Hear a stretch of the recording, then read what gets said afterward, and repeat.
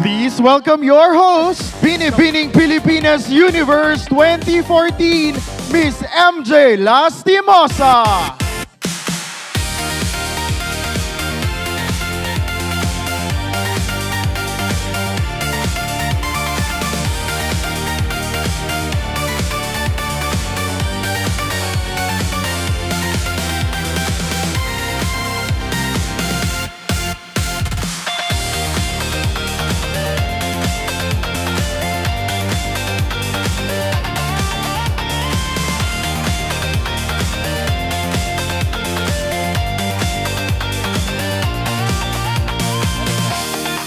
Magandang gabi po sa inyong lahat. Mabuhay, Philippines! Welcome to a night where culture meets couture and identity takes center stage. I am your kumareng MJ Lastimosa.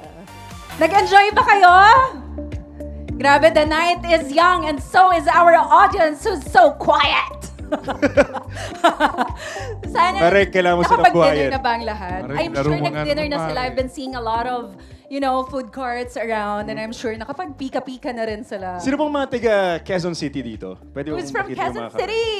Ayan, mabuhay po. Everyone? Marami din sila. Oo. Oo, I Sino love po it. nanonood Here, ng it's my unang first time here, ah. Really? Dito sa Circle. Kasi Oh. nagda-drive lang ako dito ng dahan-dahan. Laging traffic. Dahan-dahan. But it's so nice inside pala. Yeah. Pero I'm going to tell my friends. Fun fact, alam mo ba, dito sinut ng unang hirit yung OBB namin. Wow. Kasi 26th anniversary namin. Dito mismo sa pylon ng Quezon Memorial Ang Circle. klase talaga ang unang hirit weatherman natin, no? Oo nga. Talagang all weathers.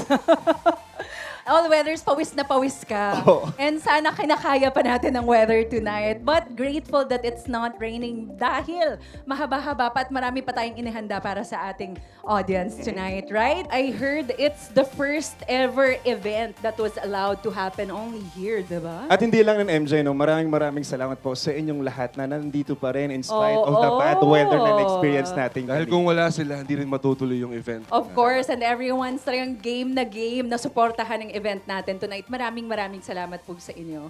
Now let's give a colorful hello to the CEO and brand ambassador of Quincy, Miss MJ Lastimosa.